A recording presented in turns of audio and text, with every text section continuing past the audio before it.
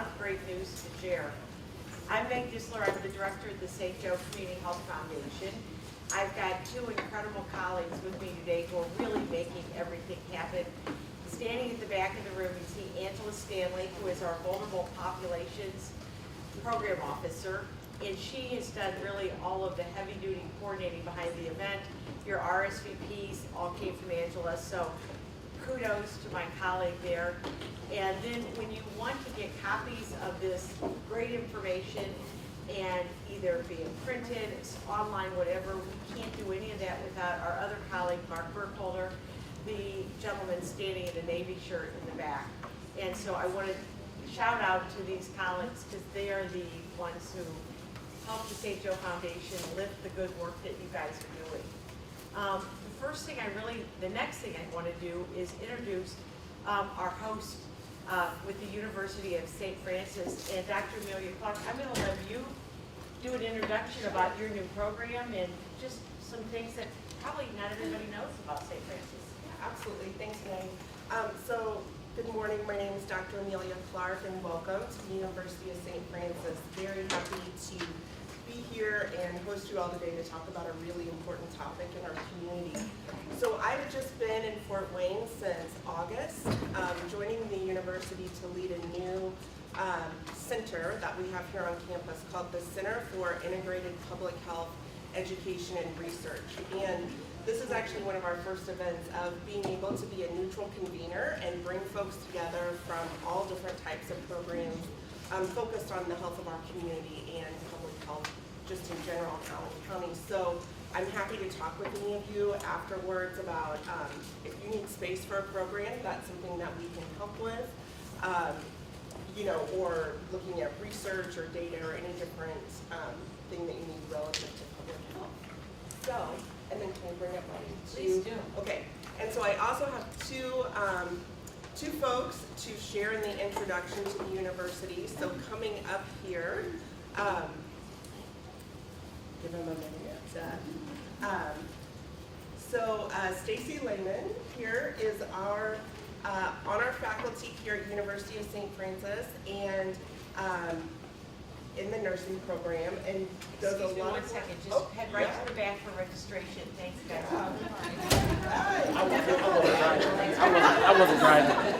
I wasn't driving. So Stacy does a lot of work with our pediatric program, so pediatric nursing program, and then Jennifer Richard is the director of our Bachelor in Nursing program. So I'm going to give these ladies a moment to talk a little bit about what they do, and I'll go have a seat. Thank you. So like you said, I'm Stacey Lehman. I teach our pediatrics course in both the bachelor's and the ASN and the BSN program here at St. Francis. I know I was super excited when Amelia passed on the invitation. I was super excited to be able to attend an event like this because I use a lot of the publications, a lot of the research, a lot of the information that you guys put out in the community. I bring that to my class. I bring that to our undergrad. So it's kind of a celebrity moment. You guys may not feel like celebrities, but I'm seeing some of these names. I'm like, oh my gosh, I just read their publication and we use that in our lecture. And the students really like seeing, yes, this is textbook material from several years ago, but here's what's happening in Indiana right now. Here's what's happening in Allen County. So I just think it's really cool that we've all been able to come together. I love that Amelia's coordinated this and we've been able to host it and have everybody talk about this problem that's not Parkview specific, not Lutheran specific, not one zip code specific, but something that affects our whole community. So I'm really excited to be here. Thank you for letting me be here. And Stacey and I share a passion for pediatrics. I actually was teaching that course when I moved into the BSN program director role. And at the same time, I was finishing my pediatric CNS postmaster's certificate, which I haven't really gotten to use. So I was really excited about the topic and maybe ways I could get involved and use some of that pediatric CNS background. So welcome. We're happy to have you, and we're happy to be here. So, thank you. Thank you very much. It's exciting to hear these resources in the community because as we talk about this, we know there's big challenges our moms, new families, and infants are facing, but together I think we can do a lot. One of the things we like to do very quickly now with this is everybody to know what are the resources in the room And so you get like 10 seconds, so we stay on time. But I'm gonna ask you to introduce yourself, your agency. If you have an important announcement, like we have now doubled our programming offerings or something, feel free to say that. If you think the room needs to know that, or if you let us know, Angela, Mark, and I, we will send out any announcements when we send the follow-up, all of any of the materials presented today, the slideshow, et cetera, link to all of that. We'll also pass on any important information that you want shared with the community about your programming. And so I'm gonna actually start with Stephanie. Could you, I know you'll be talking later, but just your name, where you're with, and so we know the resources in the room. Sure. I'm Stephanie Good. I am a nurse with Dupont Hospital. I'm the birth navigator there, work in the NICU, and we do car seats and all of those resources for patients. So we have in-person and virtual classes. Wonderful. I am Jackie Smiley, I'm the one who knows Hope, and our leader right here, everything. She can tell you everything you need to know. And can you guys hear, I know we don't have mics, so I'm gonna ask you to just almost yell from up here. Thank you. No, Jackie, what you said was great from a Mother's Hope. I'm Latasha Lyman, I'm Program Director at Mother's Hope. We are a maternity home for homeless pregnant women, and right now we do have openings, beds available. So if you have any women in need, please have them do an application so that we can screen them and get in. And right now, an exciting thing at Mother's Hope is that we're working on expansion to possibly open a home for women with children, pregnant women with children. That's exciting. And my name is Katie Rhodes. I'm a case manager at Mother's Hope. Hi, I'm Gretchen Casting. I'm the Director of Grant Administration at Early Childhood Alliance. And so Early Childhood Alliance provides, we have 3 child care centers for children from 6 weeks to 5 years old. Wonderful. I'm Marcy Baker. I'm a community health worker with Parkview. I'm Dominique Hedman. I'm a social worker for the OB outreach program at Parkview, and they just added 2 new social worker positions there. So Wonderful. My name is Abby Gavitt, and I'm also one of the newer social workers with the OB. I'm Laura Kluger, social worker at the PGYN at Parkview, and I'm thankful that they got hired. hi, I'm Janae Moore, and I'm a community health worker with Parkview Women's and Children's. My name's Corey McKenzie, and I am the bereavement coordinator at Parkview for Women's and Children's Outreach. I'm Stacey Kazmarek. I'm the clinical manager at SuperShot. We're an immunization clinic. We see everybody, adults, kids, everything. And we've expanded our hours at our Hobson location. So now instead of being there about 15 hours a week, we're there 33 hours a week. So there's lots of availability to come see us. Allie, you can introduce yourself and we'll talk a little more about you. Yeah, I'm Allie Houston. I'm with IDOH. You guys will hear from me in a bit. I'm Sarah Wall. I work with Stephanie in our Dupont Resource Center. We're part of the Lutheran Health Network. I'm an RN. I'm also a board certified lactation consultant. And I just want to plug our services, but also to let everybody in this room know if you have someone that is needing more lactation education, we are hosting a course June 5th through the 9th at the Dupont Resource Center through Lactation Education Consultants. So you can contact me if you need more information about that. And if anybody wants to send course announcements or things open to the public, you send them to us or you have Angela's email. We will get those out when we send out other updates. We're happy to relay it. Hi, I'm Ann Kale. I'm director of the 3 Women's Care Centers in Fort Wayne. And we just opened a new center on Lake Avenue at 2910 Lake Avenue. We are no longer the Wayne Street Center. We grew. Hi, I'm Jean Wagner, and I'm a member of Christ Child Society Fort Wayne, and I'm the co-chair of the LAYAT program. And we thought this was a very important meeting to attend because of the things that we put in the LAYAT and making sure that everything is safe. And we'd also like to get some more information. We have an envelope with information for moms And if we had something for safe sleep to put in that envelope, that would be wonderful. There's a call there. I got something. I'm Lorenza Scala. I am also with Christ Child. I'm just the brand new co-chair with Jeannie, so right now I'm doing what she tells me to do. My name is Esther Miela. I'm one of the caseworker for Healthier Moms and Babies. My people are over there. They would talk about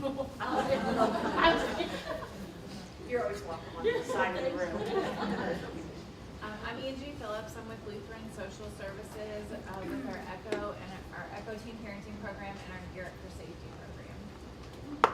I'm Monica Swiger. I'm a social work student at the University of St. Francis, and I'm shadowing Angie today, my internship. Oh, wonderful. Hi, I'm Amber, community health worker from Parkview. I also educate many education for my clients, but also one of the safe sleep, and my son just turned 1 year old today with the safe sleep practice. I am Belinda Dean, social worker with the Neighborhood Health Clinic as well as community health worker. I'm Erica Hostetler from the Hope Center. We offer pregnancy testing, ultrasounds, limited ultrasounds, and STD testing, and we do a lot of education and connecting with resources.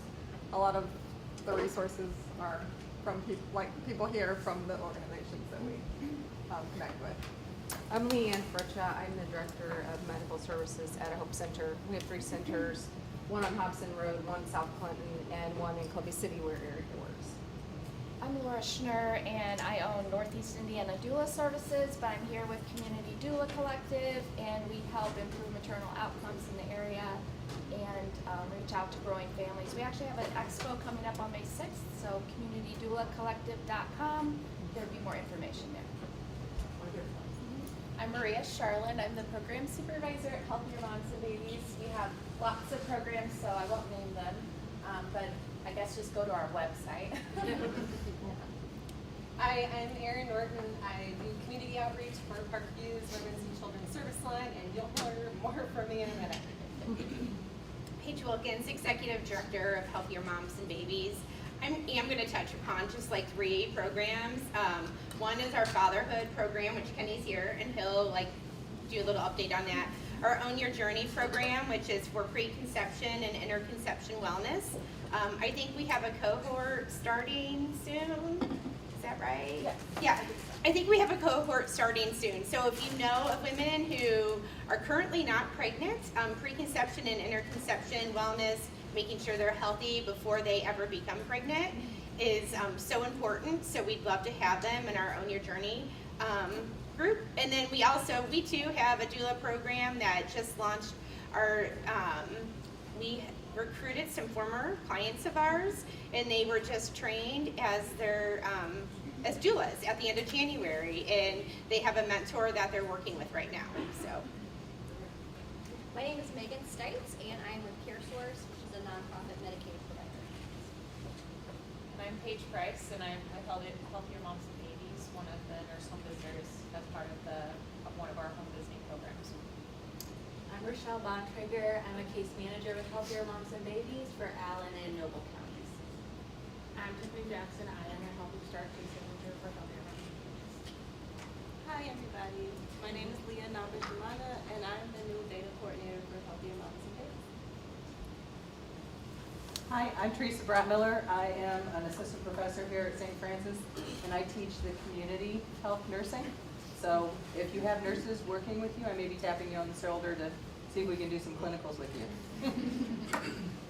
Hello, I'm Ruth Reines, and I work at Catholic Charities, and my cohort from Lutheran's right over there. We do the ECHO program too, which stands for Education, Creates Hope and Opportunity, and it's for young ladies that haven't finished their high school or their college and have become pregnant or have children, and we do case management with them.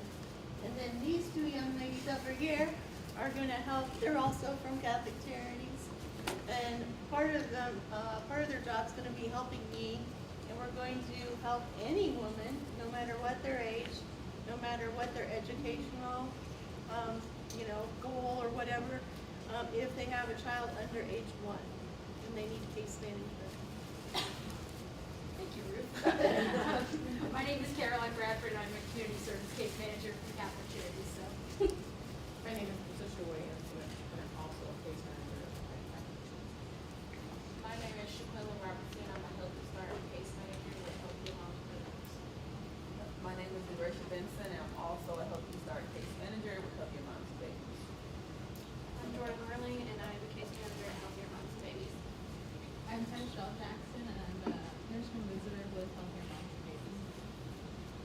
King Thomas. I'm the male engagement coordinator for Healthier Moms and Babies. That's a program aimed, focused at enriching, educating, and encouraging that parenting skills and facial cues. So all that nonsense. Holla at me if you know some dads who can talk. Now what I'd like to do is, well, that's a perfect segue. When you look at all the resources, compassion, and talent in this room, we're much better prepared for, to follow up on. I'm going to ask Erin, sorry, I'm like blanking on everything here. Paige, if you can come up and talk about, there was a press conference earlier this week on an incredible body of work that Healthier Moms and Babies has done, and we are going to ask Paige to kind of give a quick overview. Thanks, Meg. So for the last year, Healthier Moms and Babies, we've been working on a project with Purdue Fort Wayne Community Research Institute, where we were compiling a lot of ISDH data and CDC data. And one of the things that we find with all the data that we have is we have tons of information from ISDH and CDC, but we never actually have surveyed our community members and women that have been pregnant to see what their experiences are around some of the leading causes of infant mortality. We wanted to dive deeper into that so we can learn how to, one, improve our services, but then also two, really form a community network where we can work on improving these together. So it took about a year for us to do. We surveyed about 1,000 women. The full report is up on our website. It's about 200 pages, so if you want to read that at your leisure, you can. Or there is an executive summary on the website as well. We do have a few key takeaways from that report that we found is that women are really struggling with their mental health. Provider offices, they're talking about postpartum depression way too late with women. Only about 40% of women heard of postpartum depression, and 90% of the women we surveyed did not hear or talk about it with their provider until their 6-week postpartum visit. And that's just really unacceptable. They're neglecting regular health care, so what we're finding is that women are not going to the doctor before they become pregnant. And they had a regular health care provider or an OBGYN that they were going to on a yearly basis. We could mitigate so many of those risk factors that they have when they come to us and we're putting out fires. There's a lot of misunderstanding of best practices. So we found that there was a lot of confusion around safe sleep practices, the safe use of prescription medications during pregnancy, and kid counts. We also, of course, this is probably no surprise to anybody in this room, but our families that we serve continue to have a lot of economic struggles. About 17% of the women we surveyed had a utility shutoff due to non-payment, and that's a leading indicator of financial stability in the home. Also, about 30% of women worried about running out of food every month, and then there was probably about another 30 to 40%, I can't remember off the top of my head, who worried about running out of food and not having enough food or enough money to purchase food if they ran out. So those were some of the key takeaways. I'll let you read. You can take a copy. I have a few back on the table, or you can go to our website. We are going to be convening a community action network. So this is going to be kind of a small group of people that have a lot of key stakeholders in infant mortality. And then we're going to be working on some different projects throughout the next year, year and a half. And we'll need a lot of you guys to help disseminate that information that we work on. So, any questions? Okay, thanks. Thank you very much. There's some great information in there. And I can't say I've read all 200 pages, but I have gotten a couple of 1 or 2 hour perusals of the information. And there is a lot of great information for anybody. So if you take it in bite-sized chunks, 200 pages, but start with the executive summary. It's a great body of work you guys have done. Again, thank you for the community. Next, I'd like to invite Erin Norton. Erin is the Director of Community Outreach and Children's Services Line, Women and Children's Service Line at Parkview, and heads up the Allen County humor team, and always has themes and a lot of education for us, Erin. Thanks, Meg. Hi, everybody. This is one of my favorite things to do every quarter because it feels like a family reunion being here with all of you. So thank you for being my family and co-conspirators to improve the world and make it a better place to live for moms and babies.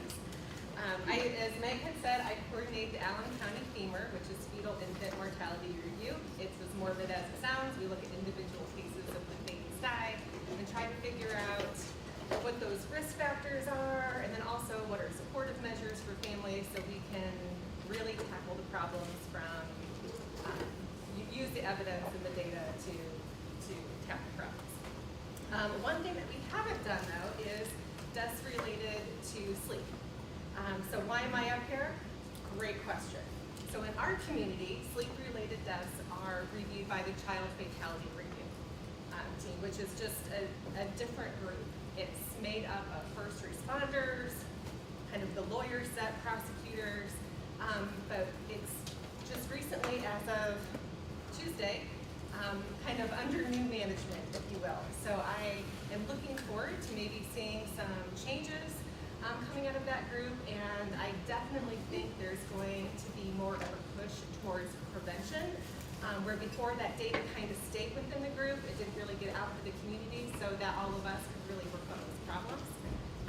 I began participating in this group about 6 months ago, and so I'm going to share just kind of some general takeaways. Allie's going to share our state takeaways, which are much more comprehensive and data-driven than mine. With me being on the team for such a small amount of time and not having some of that access to the previous data, I don't really feel comfortable giving you any sort of kind of statistics or real numerical data because it's been a small group. But I do feel like I've been there just long enough to kind of get a sense of some of the trends. So first of all, families usually have safe sleep environments for their babies, but they're not using them. And so I see nodding the heads. So yes, this is what you're seeing in your practice as well. There was one first responder who spoke up at this meeting who had been doing this for a long time, and he just kind of had to take a minute to just voice his frustration, if you will, and kind of talk about, it's just so disheartening when I go into a house responding to an infant death in the heat of the moment, and I see the pack and play sitting in the corner filled with laundry. And it's clearly not being used. It hasn't been used for a long time, but yet this family did have access to that resource. So that was, just hearing him talk, I know that's something that is really an important trend. We've also seen that families have received at least some safe sleep education, whether that be in the community, but also pretty much across the board in our inpatient units, they're getting some safe sleep education at the hospital. And this might be a little bit different than what Allie presents, and I want to be really careful because there are some nuances here. But what I've seen so far, many families there's some sort of history of substance use within the home. Certainly this isn't all cases, but I've seen enough that I just want to mention it.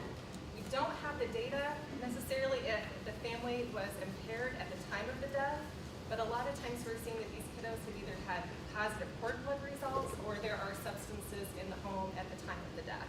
So just something to keep in mind. Clearly we need a lot more data, research information about this, but I've seen enough that I feel like it's worth mentioning. And then lastly, the bulk of the deaths that I have seen so far, and this seems to be pretty common, occur in co-sleeping situations, whether it be with a parent, sibling, or other adult in the home. And from what I have seen so far, asphyxia due to overlay is the most common cause of death that I have seen so far here in our community. Again, not giving any statistics, this is for a very short amount of time, but I feel like it's enough that it's something we all need to be paying attention to. And I was in a meeting yesterday, and I think this warrants a little bit of discussion. A gal from IDOH, talked about how much these families really love their babies. And when you think about the asphyxia due to overlay, when you're pregnant, your baby's with you by default, right? Every moment of every day. your body is that source of safety and comfort. And so these aren't parents who don't care. They're parents who want their babies near them. And I think there's just a paradox then that unfortunately some of these deaths occur when it feels like it should be a safe place, but for these families, the proof's in the pudding was not a safe place for this baby. So that's just something I think we need to keep in mind. It's kind of, that's just a paradox for families that we're working with. And then also the importance of using the information, and then the challenge of kind of preparing for those challenging times when you're exhausted, when you need a break, and just knowing that every family is going to experience those moments when they're just wiped out. If you're a parent, you know exactly what I'm talking about. Surprisingly, I'm going to end with good news. I never do that. Never do that. So it feels really good. So right now, all 8th graders in Fort Wayne Community Schools are learning about safe sleep. It's a pretty comprehensive program where the school nurses are going in, teaching about safe sleep, as well as shaken baby and infant choking.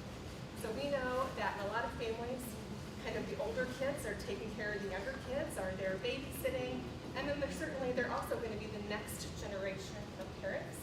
And so I'm really excited that this younger generation is getting some of this information.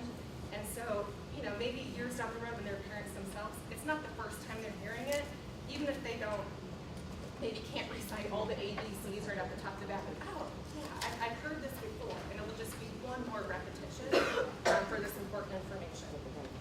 And then secondly, on April 12th, there's going to be a training event held at the Public Safety Training Center for law enforcement, first responders, child services, death scene investigators, prosecutors, coroners, and pathologists.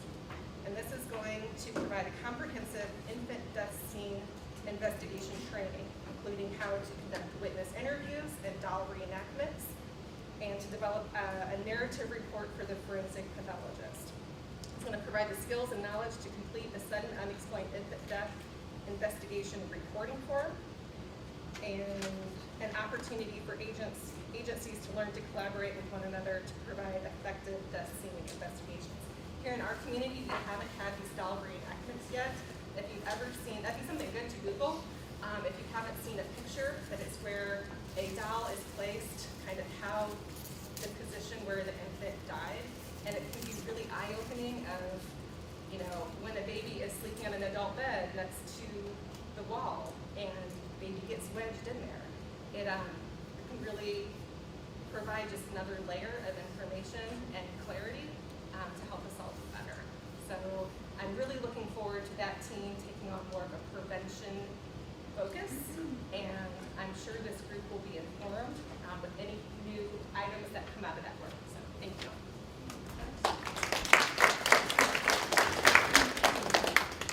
Erin, thank you for sharing that, and for all the people who volunteer on the FEMA review, because I know it's not an easy task.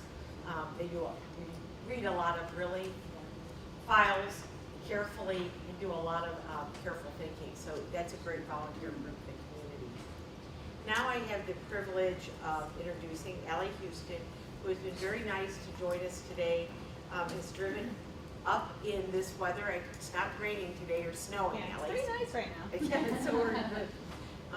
She is a part of the Indiana Department of Health and has been there for the past 3 years with the goal of lowering the infant mortality rate through safe sleep education, data-driven prevention strategies, and locally led community action teams. In her current role as Prevention Programs Director, Allie oversees the Infant Safe Sleep, Handle with Care, and Community Action Programs.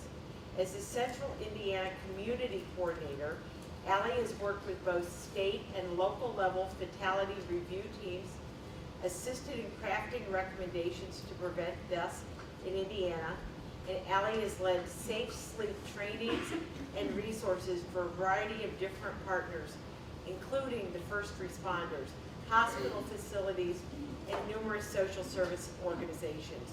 She holds a BS from Indiana State University.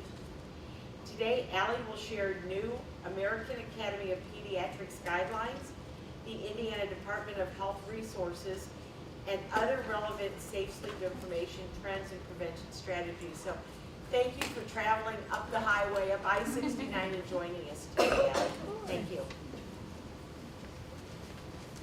Let me see if I can figure out the mic real quick. Okay, I think I should be good. So hi everyone, my name is Allie Houston. I'm the Preventions Program Director for the Division of Fatality Review and Prevention at the Indiana Department of Health. It's kind of a mouthful. So with the Division of Fatality Review and Prevention, we review all different kinds of deaths. We do suicide, overdoses, we do femur, we help with CFR teams. We also do maternal mortality reviews, so women that died either while pregnant or within 1 year of giving birth. So we do it all. So our mission for the Indiana Department of Health is to promote, protect, and improve the health and safety of all Hoosiers, and our vision is that every Hoosier reaches optimal health regardless of where they live, learn, work, or play. So what infant safe sleep looks like in Indiana? So on average, 2 infants die per week in Indiana, so nearly 1 in every 5 infant deaths is related to unsafe sleep practices. The way that I kind of visualize this is you could fill a school bus with these unsafe sleep deaths that we're seeing every year. So there are a lot. They're the deaths that we don't hear about frequently on the news, like they're not the car accidents that are broadcast everywhere, but they are happening, they are real, and they are preventable. So here is some data from the Maternal Child Health Division. This is showing from 2012 to 2021. We do have the Healthy People goal of 2030 that has remained steady at 5% for the infant mortality rate. As you can see, we're not close to meeting that at all. So the U.S. has 5.4 rate for infant mortality, while Indiana has 6.7, and it has been showing a steady increase in the past few years. So this shows the infant mortality rates by race and ethnicity. The disparities are clear. Non-Hispanic Black population is dying at a rate much higher than what we're seeing in Indiana as a whole state. It's nearly twice as much. And then the non-Hispanic white rate is at 5.4.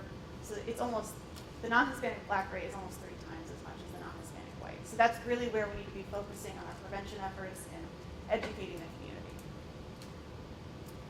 So I did want to provide a little bit of information for Allen County specifically. So if you're seeing the Indiana rate is going to be 6.8 for 2017 to 2021. So this is like a different year than what you saw in the previous slides. So I know it gets kind of confusing. So for the northeastern region as a whole, you're seeing 6.6, which is under Indiana. For Allen County, it's 7% for your infant mortality rate, which is above the state of Indiana. But it's not by too much, but it still is above the state average. And then we did want to highlight the zip code that is 46806, and that does have an infant mortality rate of 10.7. And if you look at the ethnicities under it, the non-Hispanic Black rate is actually lower than the non-Hispanic white rate, but I think that's kind of like the demographic of that zip code. But if you look at Allen County as a whole from those demographics, the non-Hispanic Black rate is 15.5, while the white non-Hispanic rate is 5.4. So the disparities in Allen County are very clear. So Allen County infant mortality rates by year.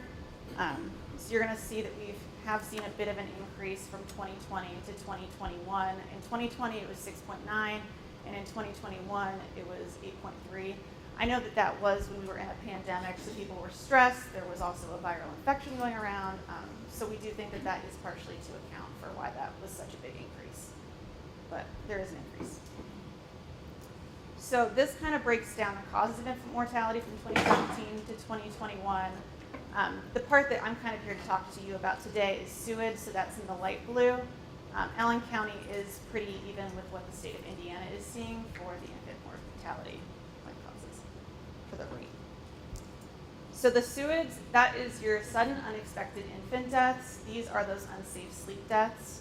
I know some people think that unsafe sleep deaths are called SIDS. They're completely different, and I'll kind of go into what the differences are later on. So as you can see, Indiana, this has the rates. Indiana is that dark blue line, and it's way down the bottom, while the non-Hispanic Black rate is almost 3 times what Indiana is seeing. So the disparities for SUIDs, these unsafe sleep deaths, is also very clear. And it's following the trend of what we're seeing with infant mortality as a whole. So this Erin kind of talked about a little bit, but these are what we're seeing. This is all in our SUID report that's on our website at the Indiana Department of Health. If anyone's interested in looking at it, there's a lot of good information that I'm not going to be able to cover the whole thing in 50 minutes today. But so this comes from a 5-year retrospective case review that came from those child fatality review teams across the states. This is 2015 to 2019, and that's the most current data we have for SUID. So what we're seeing is the adult bed. We're seeing co-sleeping. We're seeing, primarily co-sleeping, but we're also seeing if, like, mom puts the baby in the adult bed and then goes and does laundry or something. Like, we're seeing just the baby being placed in the adult bed as well. And then we're also seeing the crib if the baby's being placed in the incorrect, like if they're being placed on their stomach instead of on their back, or if there's stuffed animals in the crib, if there's those bumper pads, the boppy pillows. We're seeing all kinds of stuff being put into the crib, making it an unsafe sleep environment. And then we did see a lot of rock and play deaths. As you can see on there too, there were 9. Those have since been recalled, and part of the reason that these devices get recalled is because of these child fatality review teams. When we're going in and we're entering in this data, we're able to report any devices to the Product Safety Commission. So we work really closely with them. So if you're seeing a product get recalled, it's because we saw a certain quota of deaths happen in that product. And if you guys have any questions or comments during it, feel free to shout out at me. I'm pretty informal. So these are the problems that we're seeing in Indiana. There were 528 SUIDs in Indiana during the 2015 to 2019 period. So as I said earlier, these deaths are happening. They're happening really frequently, but we're just not talking about them. So we're seeing those disparities between for the non-Hispanic Black infants, and they represented 35% of the total deaths. So 52% of the deaths occurred while the infants were sleeping in the adult beds. So these are those co-sleeping. That's why they're dying. So for 75% of the total deaths, a crib or bassinet was available in the home. So this is similar to what Erin had also said. People are frustrated. You go into a call in the home and they're using the crib or bassinet as storage. I know I've heard some groups talk about providing a tub for people to use for storage along when they're giving a bassinet to a family, just so that way they don't use it as storage. So, but that is something that we're seeing, is that the cribs are in the home, they're just not being used how they're meant to be used. Bed sharing with at least one adult accounted for over half of the total deaths. For 189 SUIDs, the death occurred while the infant was napping, so that's 36% of these unsafe sleep deaths. So I think that part of the messaging that we're needing to make sure comes across is that we're safe sleeping for every sleep. We're not just safe sleeping at night, it needs to also happen during the nap time. So sometimes if you lay a baby to sleep for a nap, mom might think that she is supervising while she's going around doing dishes, I don't know, doing other things and not just watching the child. So we're just needing to make sure that they're following those safe sleep guidelines. So for 9% of the total deaths during the 2015-2019, only 9% had that complete death scene investigation. So they had the doll reenactment, they had x-rays, they had tox. So we recently had passed some legislation to work on those death scene investigations. When we have a complete investigation, it really gives us a lot more information on how we could potentially prevent this from happening in the future. Okay, so these are the different types of SUIDs that we're seeing. And as you can see, they're different than SIDS. So I'll just kind of go through that. So for suffocation, this is if a baby is placed in their pack and play and they're with a loose blanket and it goes up and it covers their airways and they're not able to breathe. So that's how suffocation occurs. Overlay is it when co-sleeping is happening and the weight of someone's arm goes over the tummy and then they're not able to breathe. They don't have that strength to continue breathing. Wedging occurs when the adult bed is by a wall and the face gets kind of stuck against the wall or the bed. So wedging occurs. Strangulation is, this one happens where there's a baby monitor really close to the crib and there's that wire. We've seen that really frequently. We've also seen if the crib is near a window and there's blinds that have the cords, we've seen those get wrapped around the baby's neck. So I know it sounds morbid, but we do see it really frequently. Positional asphyxia also occurs. We see that sometimes with car seats if a baby falls into a certain position where their neck closes the airway and they don't have that strength to pick their head up on their own yet. And then we have SIDS, which is completely different. In order for a death to be considered SIDS, it can't have any unsafe sleep factors present. So I've been reviewing child deaths for a few years now, and I still have not seen a true SIDS during a case review. But I feel like it's the thing that we hear about the most frequently. So if something is considered a SIDS, it's not preventable, but it also is really rare. So this kind of gives you more of a visual for what we're seeing with SIDS. So the soft bedding in the adult beds, overlay having that arm over the tummy, and then wedging being trapped against a wall or bed. And I clicked something. Okay, so now I'm going to get more into the current AAP guidelines. They released updated guidelines last summer.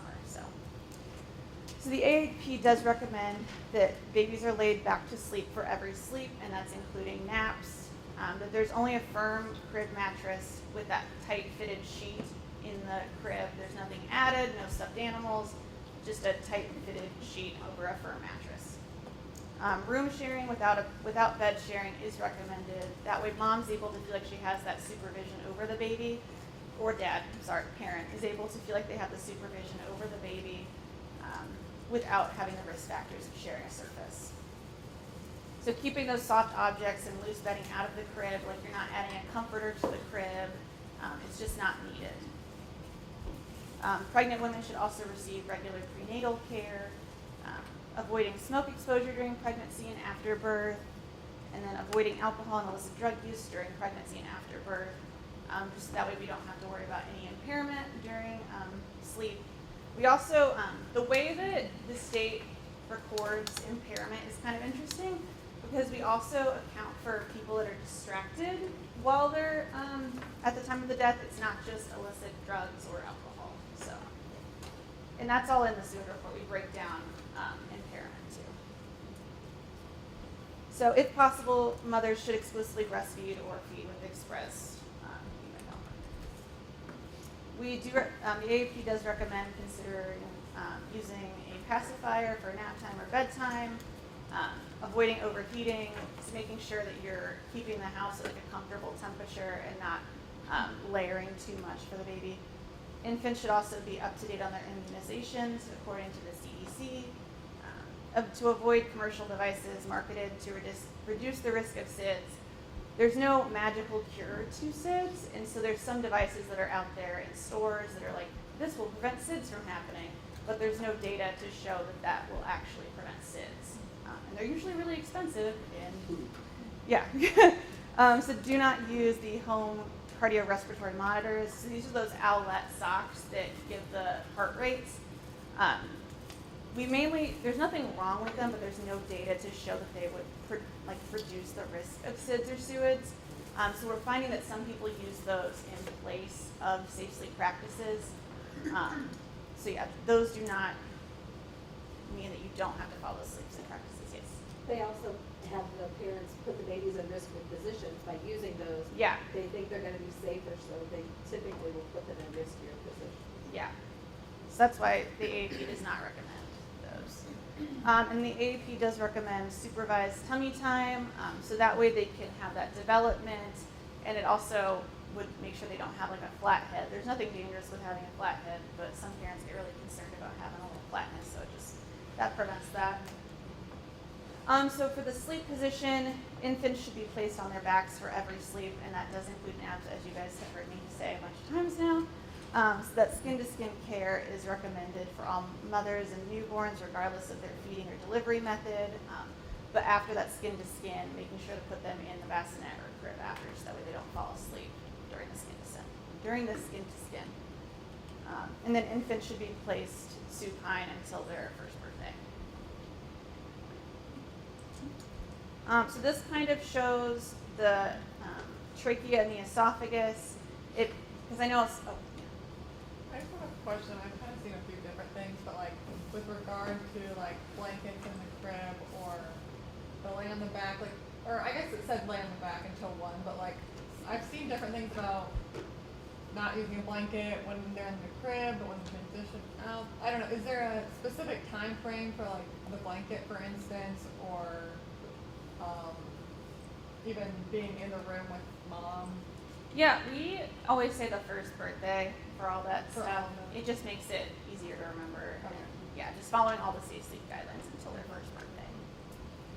Allie, at that maybe point, could you pause for, just say a little bit about how to keep the baby warm with the blanket sleepers, or what do you do? Yeah, I have an It's overheating slide. I'll just wait.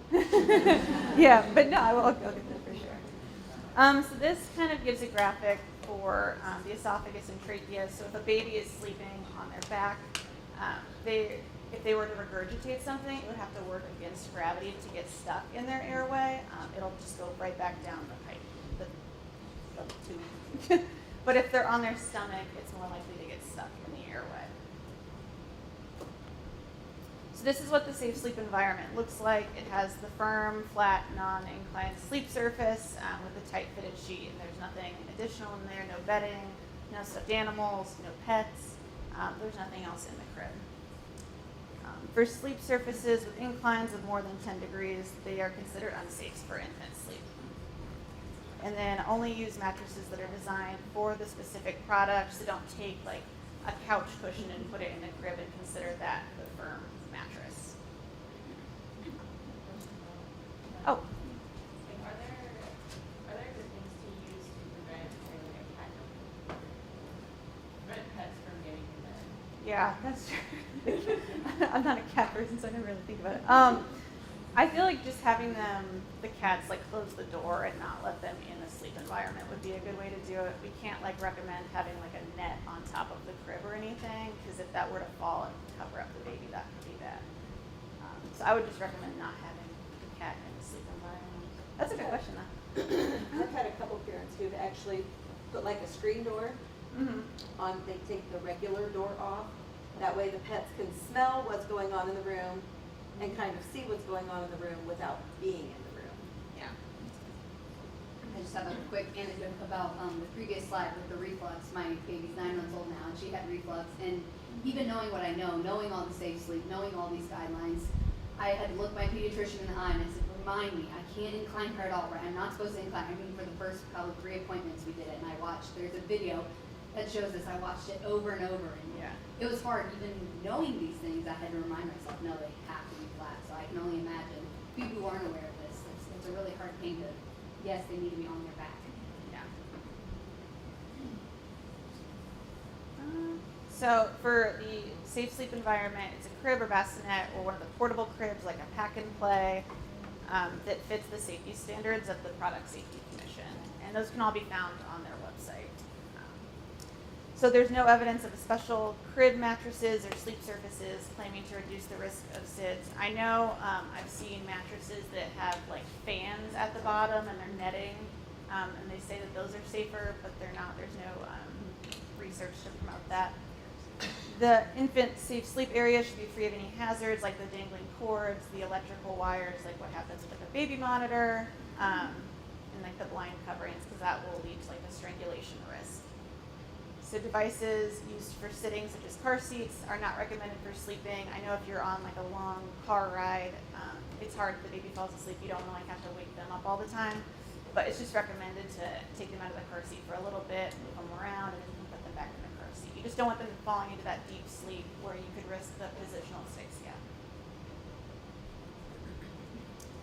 So our SUID report really confirms this, that the couches and armchairs are extremely dangerous. We are seeing fatalities happen in those areas, so those should never be used for infant sleep. There's too many hazards in there. Couches and recliners increase the risk of infant death just because of wedging, entrapment. It's also just a soft surface, and infants really need that firm mattress. Bumper pads have been recalled, so we really should not be seeing them in the home. Those have the risk of suffocation. If a baby puts their face in the bumper pad, it will like block their airways so they can't breathe. So this kind of goes over overheating, setting the temperature in the room to the same temperature that would be comfortable for you as an adult. Within reason, if you like your house like super hot, that's great for you, but it's bad for the infant. We like to say about like 68 degrees is like a good rule of thumb, just something that like you're not too hot in. To dress the baby in as little or as much clothing as what you would dress yourself. So if it's super chilly in there, maybe put on a sleep sack that has those wings. But if they're able to roll over on their own, they can't use the sleep sacks with the wings, because if they roll over and get stuck on their stomach, they can suffocate. But I guess, did you have any other questions about overfeeding, or is that? You know, I think you had talked about the layette program, you just made me thinking about it. And I would even encourage you to talk afterwards to Allie, and she might be able to give you some specific ideas, because I've looked at different programs in the community giving out safe sleeping sacks and when to use what, when, etc. It's a little more complicated. It does get a little tricky, yeah. So this is the AAP guidelines for breastfeeding. They do recommend feeding of human milk, and that does show to reduce the risk of SIDS. Preterm and low birth weight infants are at a higher risk of dying from SIDS. If you looked back on like one of the prior slides, we're seeing a lot of congenital anomaly deaths, and that kind of correlates with the preterm. Some parents are not able to breastfeed, so we do recommend like the milk bank is in Indiana, and just going over different practices. There's also like different cultural appropriate, respectful, and non-judgmental communication guidelines that the AAP has on their website with the full safe sleep guidelines. So this shows what the ideal safe sleep environment looks like when you're sharing the same room. The AAP does recommend sharing a room with the baby for the first year to promote the breastfeeding and the bonding and safety, but still having the crib be, it's boring looking. There's nothing exciting in it. It just has that firm mattress with a fitted sheet. This kind of just goes over the outlet sock a little bit more without us calling it the outlet sock. Devices can give parents that false sense of security, just to lead them to not think that if they have that sock on, they don't have to follow the safe sleep practices. This is a good example for swaddling. Not using blankets to swaddle, using the sleep sacks that have the Velcro wings to keep them secure is really important. If you use a blanket in something that's not able to be secured with that like Velcro, it can ride up and then cover their airways, and that can lead to suffocation. So we really want to make sure that we're swaddling with swaddles or the sleep sacks. And whenever they're able to roll over, just completely stop swaddling, because it will lead to them being able to get stuck on their stomach. So an excellent alternative to soft bedding and to keeping the baby warm is to swaddle. That way if a mom's like really, or a parent is really worried about them being cold in the winter time, they can use that swaddle to keep them warm without giving them blankets. So pacifiers are recommended. Research has indicated that using a pacifier while sleeping reduces the risk of sleep-related death. The baby's not able to fall into that really deep sleep where they're not able to kind of wake themselves up. I know parents don't want to hear that, but like that really deep sleep can be dangerous to babies. So this kind of prevents them from falling into that really deep sleep. The pacifier should only be offered once breastfeeding has already been established. Once again, if the parent isn't able to breastfeed, this doesn't really relate. But and then a big thing, this kind of goes with strangulation, is to not attach the pacifier to like the string that attaches to the onesie. I've seen those strings like go around the neck and then lead to strangulation. So just making sure that they're free, they're not attached to like a stuffed animal or the cord that connects to your onesie. So there were new federal safety standards in 2022. They acknowledged that there were a lot of unsafe products for sale in stores and online that were marketed towards reducing the risk of SIDS, and that really confused some families. Because if you go to a store and you see something, you kind of assume that it is safe, but that was not the case. So in 2021, the U.S. Consumer Product Safety Commission approved the new federal rule to ensure that products marketed or intended for infant sleep will be provided a safe sleep environment for babies under 5 months old. So ideally, we'd like to have it for a year-old, but it's still good for babies under 5 months old. So now we have some different prevention strategies. So one thing that we really want to focus on is acknowledging those disparities and working to prevent them from happening. So we really need to engage with Black families. The non-Hispanic Black babies are dying at a rate more than 3 times higher than the non-Hispanic white babies. So we really need to acknowledge this and to work towards this.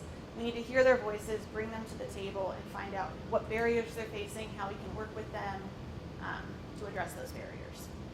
So we need to have additional funded research opportunities to identify and address caregivers, beliefs, and behaviors. Previously, a couple years ago, we had done focus groups prior to our Safe Sleep campaign that came out last year. So we went to different rural communities, we went to urban communities, we talked to everyone that would listen to us, and we just wanted to hold focus groups to figure out what they were doing for their safe sleep practices, if they knew about safe sleep, if they knew about it but weren't doing it, why.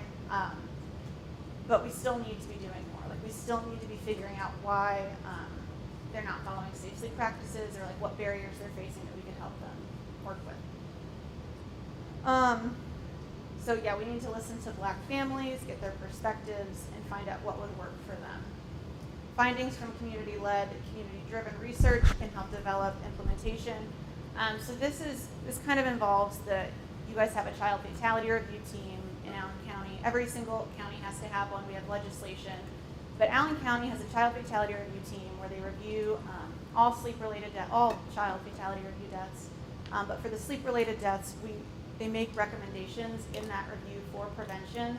Like if there were any systems gaps or anything that could have been done to prevent that death from happening, those recommendations are entered into our reporting system, and then we're able to pull them and see what kind of recommendations are being made, and then hopefully implement them with a community action team. So another way to prevent the future SUIDs is consistent messaging. I know that some people were confused with the back and the stomach being placed for sleep because that guidance did change. Like the AAP recommended putting your baby to sleep on their stomach like probably 10 years ago or like something like that. But then that guidance did change, and now it's on their back to sleep. There's just been more research, and we've developed more data to show that being on your back is safer. But that kind of comes in handy with the consistent messaging where grandparents are sometimes watching the infant, and so they don't have that same messaging that we're giving out now to the new parents, and so sometimes there can be some conflict, so we're just needing to make sure that we're reaching everyone who is in contact with the infant, including those grandparents. So all pediatric intensive care units and NICU personnel should consistently endorse and model safe sleep practices, so just working with your hospitals on that.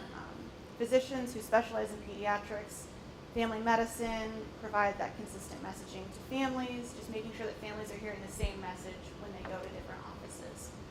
So that's why I think I'm really excited about this opportunity, because you guys all work in different offices and you're able to provide that same consistent messaging for the ABCs of safe sleep. Service providers throughout the state, including those lactation consultants, I'm so glad we have you guys here, doulas, midwives, just WIC, all these different people, and appropriate state and local health staff should educate families on the safest way for infants to sleep alone on their back in a crib. And then agencies should examine their current safe sleep training materials.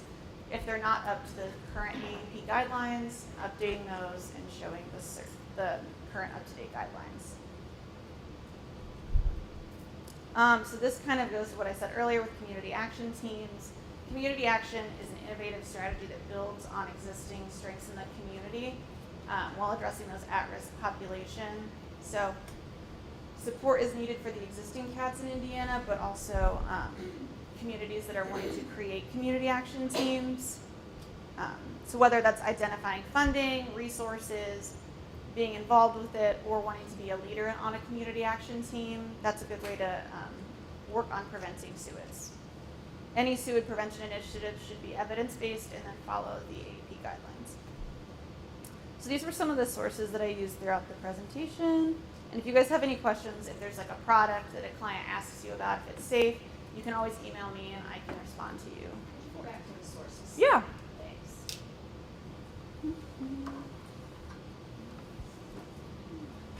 And then some of the information did come from our SUID report too. Can you go back to your email? Yeah. And if you guys Each one of you got a postcard, and that's from our new Safe Sleep campaign. So if any of you would need any more materials like those postcards, or I have posters, I have wall claims, you name it, I got it, I can send it to you, whatever you need. And there's a QR code on the back that takes you to our website. And then on our website, you'll see we have Safe Sleep videos. So we interviewed 3 moms that experienced an infant loss from Safe Sleep. And so they share their personal stories. And I find them to be really impactful when you're showing them to clients or whoever in your agency that wants to learn about Safe Sleep. That's all I got. Any questions for Allie? And I do want to say, Allie, you're sharing your PowerPoint with us, so Yeah, we can put up on the website. And we'll have a video of this if you have anybody else on your teams or related. You want to go back and rehear something Allie said. We'll hope to have that up within a week or so on our website. We'll send her a note and email to all of you when it's up with any announcements people share with us, just so you have easy access to it. I think I'm good.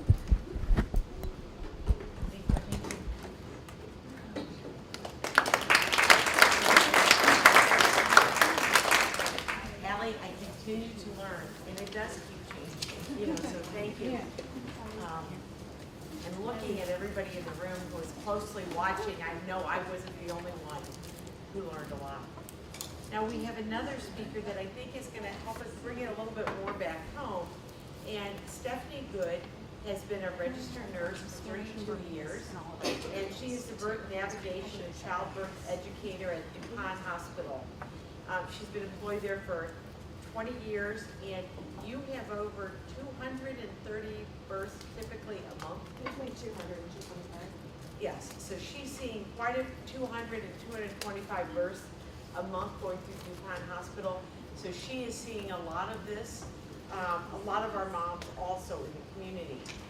She coordinates their Safe Sleep team and the car seat education programs and the classes at Dupont.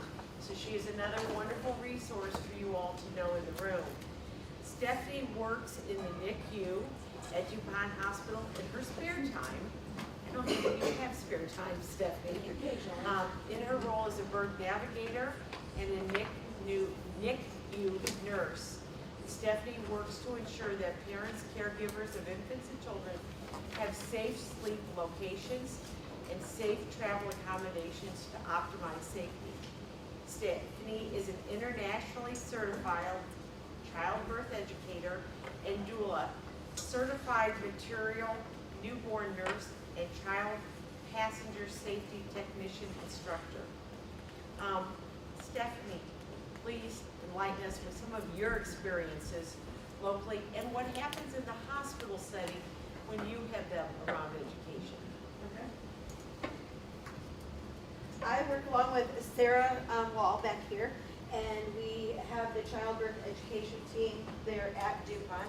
There are 4 of us. We're all nurses. We're all internationally certified in childbirth education. So we bring a lot of good information to the table, and it's all evidence-based information that we do put in our classes. As the birth navigator at Dupont, what I do typically is I'm meeting with families before they even come in. So these are pregnant moms, and they are coming from a variety of different situations. So before I actually physically meet with them, I'm going through questions with them, and I'm ascertaining, do they have a safe sleep space? Do they have a car seat? Do they have a history of loss? Because if they do, maybe they want to speak with our bereavement nurse before they even come in, because sometimes that can be a trigger to a very horrid event, and then now they're coming back to this situation maybe with a second baby. So I hook them up with those services as well. We screen for anxiety and depression while they're in pregnancy, and overwhelmingly what I find is that these women are stopping medications cold turkey. Oh, I'm pregnant, I can't take medications anymore. So they stop these medications, and that's not a great idea. And then by the time that, they are delivering these babies, now their mental faculties are very, very altered, and they're very significantly behind the 8 ball, if you will, now having to go back to their physician and try to get on something to try to, you know, have their mind be righted again. And it's very, very frustrating that these doctors are not having more conversations with moms about there are safer options out there. Please don't stop these things cold turkey. If there's a reason you need medications, we don't want you just to stop them. So it's overwhelmingly a theme. I hear it many times a day. We screen for needs for WIC. Do you have enough, you know, food in your home? And if you don't, here, I can help hook you up with resources. Do you need other community resources so they're not finding these problems when they come into the hospital, and now we have 48 hours to work with them if they stay that long. A lot of them are going, oh, you mean I can go home early? Great, let's go home early. And then they go home and it kind of all falls to pieces. So we try to get these things worked out before they even come in. The other thing that I do with the Safe Sleep program is I meet them on their level. Not everybody can meet with me on a Wednesday at 10 a.m. So if they need a class that is at 4 o'clock because they have a job and they can't get off of their job, I'm going to meet with them at 4 o'clock. So I really try to meet with them where they're at, and I do it individually so that they can have time to ask questions. They can have time to kind of soak in the information. We're putting up the cribs, we're taking down the cribs, we're practicing how are we putting our babies in the cribs, what are we going to do with this. So we're practicing all of those things on their time. So that's one thing I found that we really try to. We used to hold just the big class, and we used to have it, you know, once a month or whatever, and they would come, but unfortunately some of them were having to call in for work, and some of them were, you know, they had other children that we couldn't have come to class. So now we try to do things a little bit more on an individual basis. With the childbirth education classes, we do them virtually. We also do them in person. And in the newborn class, there is a component that we do talk about the safe sleep and what they would do if they didn't have a sleep space for their child. We provide education to our staff. So not only we have 4 staff meetings a year with our units, and so like Sarah and the lactation education team, they're providing safe sleep and, or not safe sleep, but lactation education to make sure that even the nurses have the most up-to-date education on lactation and human milk and how can they access all of those portions. We have a safe sleep that we do annually with the staff. In the NICU, it's gotten to where at 32 weeks, we're back to sleep. We're mirroring this for parents so they're not putting their babies at risk, hopefully when they take them home. They're not seeing the tummy sleeping. They're not seeing the side sleeping, how we rotate those really, really premature babies. So we're really trying to mirror all of that information. We're not sleeping them at reclined levels. All the cribs have the little recline things or incline things on them. We're trying to make sure that those are not being used so they know flat, that's the way it needs to be. We want to make sure that, not only our staff but our parents, because we have 48 hours with them if we're lucky, to be able to try to get as much information. So I give them plenty of safe sleep information, stopping smoking, safe sleep, car seat education, tips for lactation. All of that goes in the Navigator. They leave with a packet, so they've got resources. Not only have they heard it mentally, they've taken those words in, but now they also have physically something to look back at or help to educate friends and family who might be helping them with watching their babies when they leave.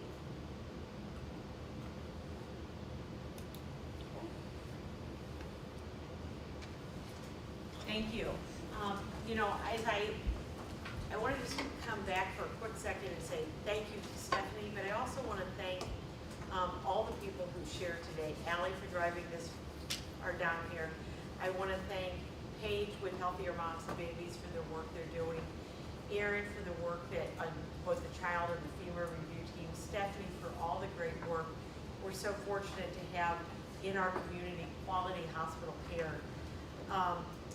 But as I listened to Stephanie talk about all the great programming there, one of the reasons we have this prenatal and infant care network is we know when a mom gives birth, a lot is going on in her life. And she may hear good news and just really important information from Stephanie, but if she's heard it from those of you in this room who are meeting with them beforehand, and they did tell me that when I met with them 2 months ago, when you guys are doing prenatal casework, when they're hearing from it in the child care centers, a follow-up, when they're hearing it at Super Shot, when messages are repeated in a very hectic life for these families, that's how as a community we can come together. So the purpose of the prenatal and infant care network, it's open to anyone in the community. Any of your colleagues, volunteers, professionals, whatever the roles are, to be educated and have conversation on this important information, to know what is the current information on safe sleep, so we can share it. And if they talk to anybody in this room, a new mom, in the next day or two, they're going to get the same good information. And so that's why we have this. Feel free to pass when you get our invitation for the upcoming sessions. We have one, at least one a quarter. Sometimes our wonderful advisory committee has more ideas, and we may have 6 in the course of a year. Throwing them in there, we do put them up online, and we know because of watching rates, a lot of people are using it. But we ask you to fill out the survey if you have other ideas, topics, etc. But our goal is to help us as a community, and I want to thank everybody in this room, because as I listen to you introduce yourselves, you all are playing an important role in some mom and some infant's life. And finally, I just want to thank St. Francis for hosting us today. What a beautiful space for recording this for us, and we're delighted to have this expanded resource in our community through St. Francis. So thank you all. You're getting out of here early, but feel free to stop and chat with anybody in the programs here or to make any more connections. But have a great afternoon. Thank you guys.